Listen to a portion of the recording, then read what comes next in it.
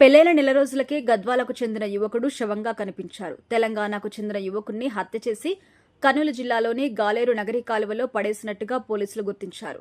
ఆ యువకుడి పేరు గంటా తేజేశ్వర్. మేఘాలయలో జరిగిన హనీమూన్ మర్డర్ తరహాలో తేజేశ్వర్ హత్య వెనుక అతని భార్య ఐశ్వర్య ప్రమేయం ఉందని గుర్తించినట్టుగా గద్వాల జిల్లా పోలీసులు తెలిపారు. కేసులో తేజేశ్వర్ భార్య ఐశ్వర్య సహా నలుగురు అనుమానితులని అదుపులోకి తీసుకున్నామని కూడా జోగులాంబ గద్వాల జిల్లా ఎస్పీ టి శ్రీనివాసరావు చెప్పారు. అసలేం జరిగింది అంటే, ఈ కేసుకు సంబంధించి పోలీసులు అందించిన సమాచారం ప్రకారం గద్వాల జిల్లా రాజావీధి నగర్కి చెందిన రిటైర్డ్ ఉద్యోగి గంటా జయరాం, శకుంతల చిన్న కుమారుడు గంటా తేజేశ్వర్ ప్రైవేట్ సర్వేయర్గా పనిచేస్తున్నారు. జూన్ 17న ఇంట్లో నుంచి బయటికెళ్లిన తేజేశ్వర్ ఇంటికి తిరిగి రాకపోవడంతో జూన్ 18న గద్వాల పట్టణ పోలీస్ స్టేషన్లో కంప్లైంట్ చేశారు. భూ సర్వే చేయాలంటూ కొందరు వ్యక్తులు తేజేశ్వర్ని జూన్ 17న కారులో తీసుకెళ్లారు. ఇక అప్పటి నుంచి అతను కనిపించడం లేదు అని తేజేశ్వర్ సోదరుడు జూన్ 18న గద్వాల పట్టణ పోలీసులకి కంప్లైంట్ చేశారు. దీనిపై పోలీసులు మొదట 134/2025 కింద మిస్సింగ్ కేసు నమోదు చేసి దర్యాప్తు ప్రారంభించారు. కుటుంబ సభ్యులు ఇచ్చిన వివరాలు, అతను తీసుకెళ్లిన కారు ఆధారంగా విచారణ మొదలుపెట్టారు. తేజేశ్వర్ను తీసుకెళ్లిన కారు ఆంధ్రప్రదేశ్లోని కర్నూలు జిల్లా ఓర్వకొల్లు మండలం నన్నూరు టోల్ ప్లాజా దాటాక తిరిగి కర్నూలు వైపు వెళ్లినట్టు సీసీ కెమెరాలు రికార్డైంది.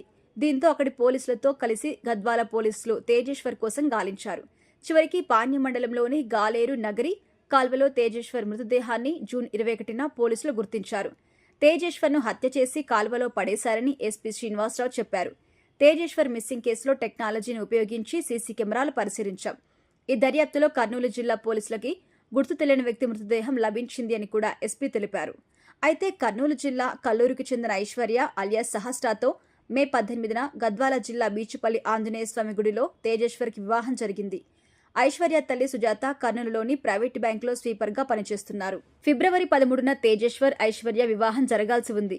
వివాహానికి ముందు ఐశ్వర్య ఇంట్లో నుంచి వెళ్లిపోయారు. తర్వాత తిరిగొచ్చారు.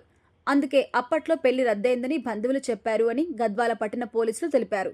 పెళ్లి కారణంగా తన తల్లి ఆర్థికంగా ఇబ్బంది పడుతోందని తెలిసి ఇంట్లో నుంచి వెళ్లిపోయాని తప్ప తేజేశ్వర్ అంటే ఇష్టం లేక కాదంటూ ఐశ్వర్య చెప్పిన మాటల్ని తేజేశ్వర్ నమ్మారని పోలీసుల విచారణలో అతని కుటుంబ సభ్యులు చెప్పారు.